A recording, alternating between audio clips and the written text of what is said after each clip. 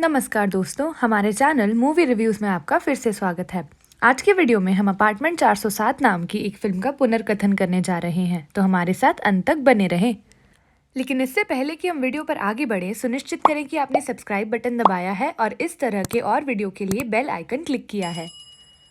Film की शुरुआत में इज़ोबेल अपने जीवन के बारे में बात करती है और यह यौन तस्करी और यौन अपराधों के बारे में क्या जानती है। यह मग शॉट्स जैसा दिखता है और एक डॉक्यूमेंट्री के रूप में पास हो सकता है। फिल्म में जीवित बचे होने की बातें कहने के बाद इज़ोबेल को एक अंधेरे कमरे में बांध दिया जाता है, जबकि एक आदमी उसे कुछ दवाओं के साथ इंजेक्शन लगाने की कोशिश करता है। उसे नकली चमड़े की बेल्ट से बांध दिया जाता है। उसके पैरों की तरह सिरिंज बड़ी और गंदी दिखाई देती है। उसे डर है कि सुई से उसे HIV ना हो जाए। हालांकि यह देखते हुए कि वह पहले ही यौन अपराधों में लिप्त हो चुकी है, इस बारे में चिंता करना बचकाना सा लगता है। खूंखार अपराध की बैक स्टोरी का पता चलता है।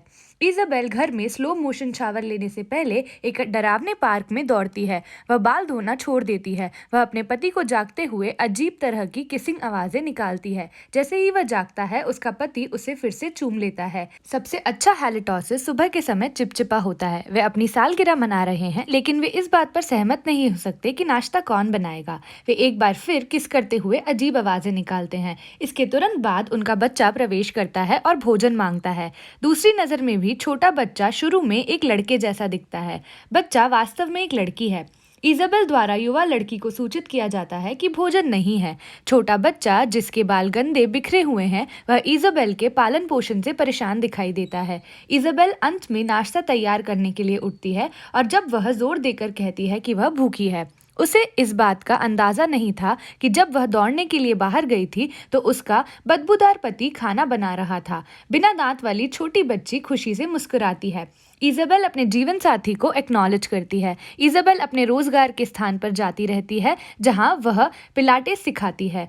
वह अपने क्लाइंट्स को निर्देश देती है जैसे कि वे प्री हिस्टोरिक स्पार्टा में हों। इज़ाबेल दिन की कसरत के बाद जिम में अपने अंतिम दिन के बारे में अपने क्लाइंट से बात करती है। इज़ाबेल के क्लाइंट्स में से एक का जाना चुपके से उसे दुखी कर देता है। उस दिन बाद में इज़ाबेल एक कॉफी शॉप में अपने सैंडविच का आनंद लेने की कोशिश करती है। एक बेघर व्यक्ति ग्राहकों के पास जाता है और पैसे की भीख मांगता है।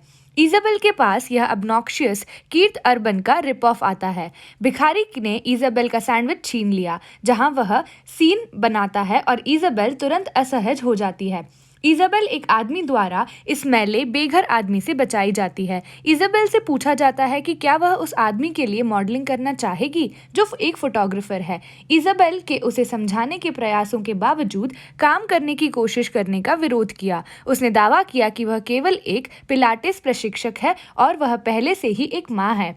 7 ग्रैंड का पे चेक का उपयोग करके उसे एक फ्रेंडली लेकिन स्पूकी फोटोग्राफर द्वारा राजी किया जाता है। इज़ाबेल सोचती है यह मॉडल के लिए बहुत पैसा है। इज़ाबेल फोटोग्राफर के बिजनेस कार्ड के साथ मीटिंग खत्म करती है। इज़ाबेल अपने पति से बात करती है, जो स्वीकार करता है क्योंकि धन का योग पर्याप्त है।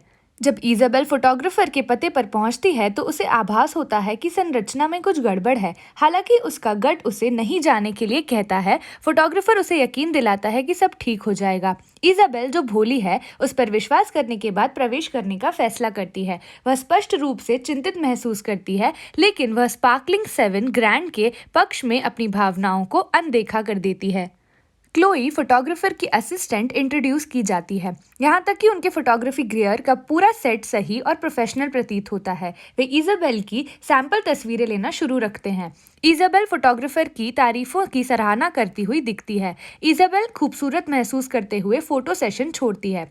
कुछ दिनों बाद क्लोई ने उसे यह बताने के लिए फ़ोन किया कि उसने उसके लिए एक क्लाइंट हासिल कर लिया है। इज़ाबेल बहुत खुश है क्योंकि वह बेतहाशा मुस्कुराती है। वह अपने थके हुए पति को खबर देती है, जो उसे बधाई देता है। वह पहले स्नान कर सकता है, हालांकि वह अपने दिन के काम से पसीने से तर और अस्वस्थ दिखाई दे रहा है। हालांकि इज़ाबेल को कोई आपत्ति नहीं है क्योंकि वह अपने नवेले मॉडलिंग करियर को लेकर बहुत व्यस्त है। अपनी सालगिरह पर इज़ाबेल एक लॉन्जरे की दुकान पर जाती है। इज़ाबेल फोटोग्राफर की बिल्डिंग में लौटती है और सवाल करती है कि वहाँ कोई क्यों नहीं है। इज़ाबेल की तस्वीरें खींची जाती हैं और फोटोग्राफर दरवाज़ा बंद कर देता है। चाकू निकालने के बाद आदमी द्वारा इज़ाबेल को कुछ फल ऑफर किए जाते हैं। वह दहशत में कांपती है और कहती है कि उसका पति उसे लेने के लिए रास्ते में है। दुष्ट आदमी को उस पर विश्वास नहीं है। जब इज़ाबेल को दुष्ट फोटोग्राफर द्वारा धमकी दी जाती है कि वह अजीब तरह से सिसकती है, वह चुपके से अपने फोन के लिए पहुंचती है और 911 पर कॉल करने की कोशिश करती है। इज़ाबेल टॉयलेट का उपयोग करने के लिए कहती है और जब वह अपना फोन दूर रखती है तब वह एक आदमी उसे जाने देने के लिए सहमत हो जाता है। वह डर के मारे कांप उठती है, टॉयलेट में घुटनों के बल बैठ जाती है। मनोवैज्ञानिक स्थिति वाले फोटोग्राफर द्वारा गले में चोट लगने के बाद इज़ाबेल चिल्ला नहीं सकती। उस दिन उसकी सालगिरह के लिए उसने जो लॉन्जरी खरीदी थी वह आदमी को उसके बैग की तलाशी लेते वक्त मिलती है। वह इज़ाबेल को भूरे रंग के कागज में लिपटे इस्तेमाल किए गए अंडरवेयर का एक थैला सौंपता है। इज़ाबेल को फोटोग्राफर द्वारा फोटो खींचने के लिए मजबूर किया जाता है। वह उसके मजबूत काफ्स पर मारता है और उसके कांपते हुए बम को छूता है। वह इज़ाबेल के सिजेरियन सेक्शन के निशान देखने के बाद उसकी बेटी को जान से मारने की धमकी देता है अगर वह कभी भी भागने की कोशिश करती है। वह इज़ाबेल के फोन को फिश बाउल में फेंकते समय बीटा फिश और अन्य जीवित रहने से संबंधित विषयों के बारे में बात करता है। इज़ाबेल अपने जीवन के लिए भीख मांगती है क्योंकि वह यह समझने के लिए बहुत भयभीत है कि क्या हो रहा है। दृश्य तीव्र है, लेकिन फ्रीडा कभी भी भाव नहीं दिखाती। हालांकि यह एक केवल साइड ऑब्जर्वेशन है। आदमी इज़ाबेल को वापस रास्ते में एक ग्लास दूध पिलाता है। वह थोड़ी सी हाफती है क्योंकि उसे इसका स्वाद पसंद नहीं है। इसके बाद फोटोग्राफर ने उसे कैमरे में रिकॉर्ड किया। इज़ाबेल को नींद आने लगती है। उसने स्पष्ट रूप से दूध में ड्रग्स मिलाए थे। इज़ाबेल पास आउट हो जाती है। अगली बात वह यह जानती है कि एक रैंडम आदमी उसका फायदा उठा रहा है।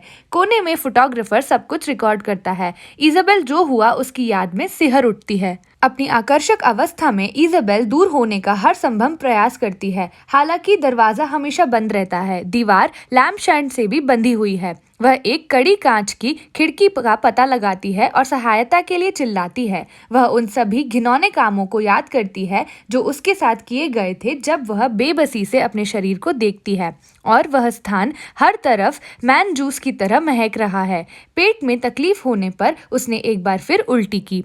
इज़ाबेल उम्मीद खो देती है कि वो कभी भी बचाई जा सकेंगी क्योंकि आदमी उसे उनके स्थान के बारे में अनिश्चित बनाता है। वह मनोरोगी लूसिफर से भी अच्छा है।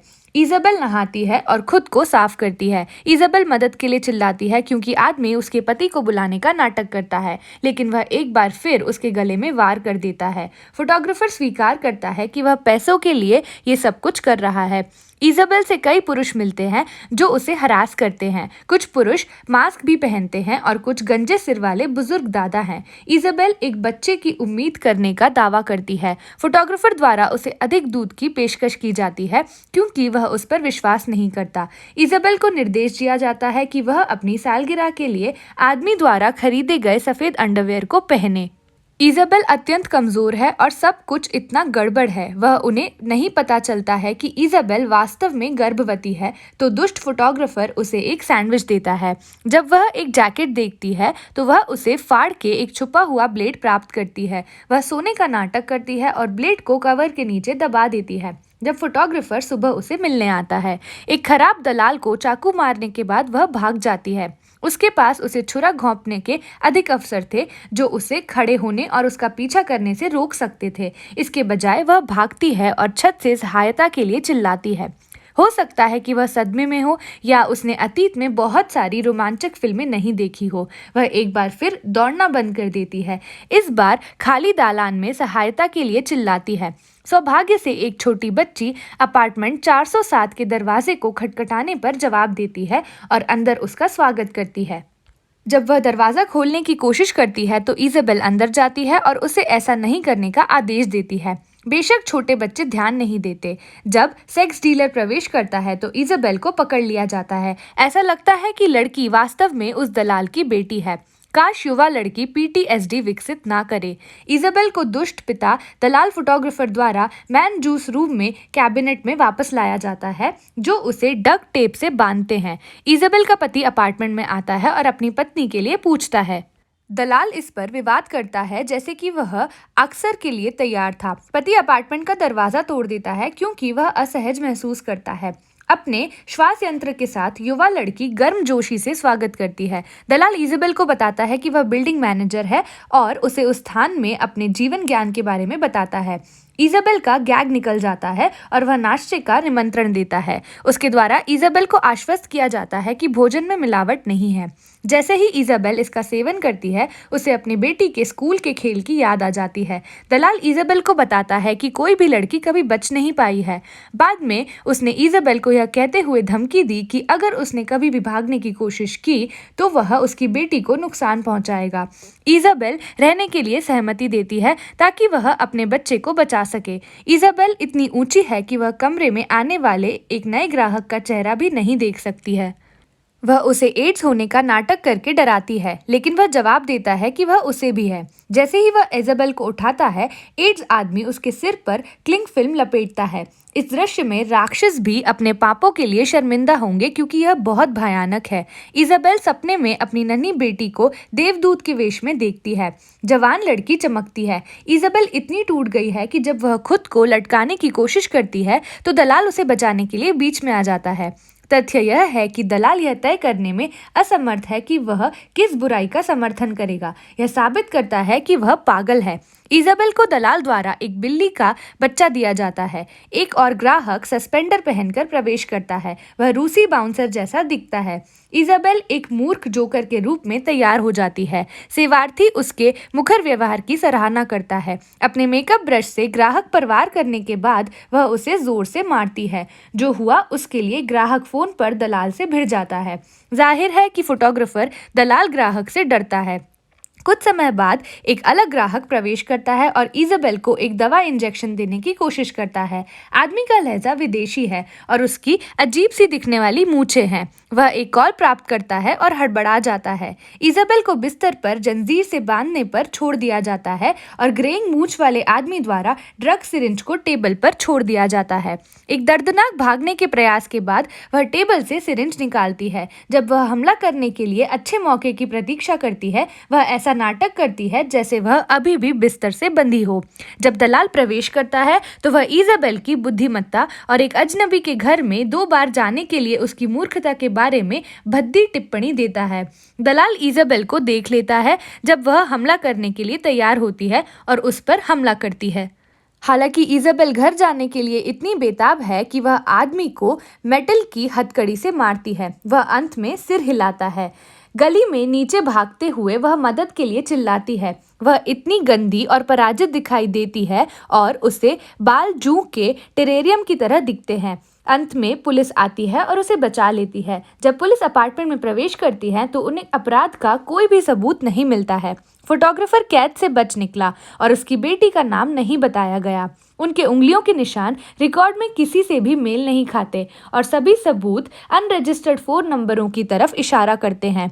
इजाबेल फिर से अपनी बेटी और पति से मिलती है। तो दोस्तों, आज के लिए बस इतना ही। अगर आपको यह वीडियो पसंद आया है तो इसे लाइक करें और अधिक मूवी रिकैप्स के लिए सब्सक्राइब बटन दबाएं। साथ ही अपनी पसंदीदा मूवी का नाम कमेंट सेक्शन में कमेंट करें जिस पर आप स्पष्टीकरण प्राप्त करना चाहते हैं। देखने के लिए धन्यवाद। इन वीडियो को देखना ना भूलें।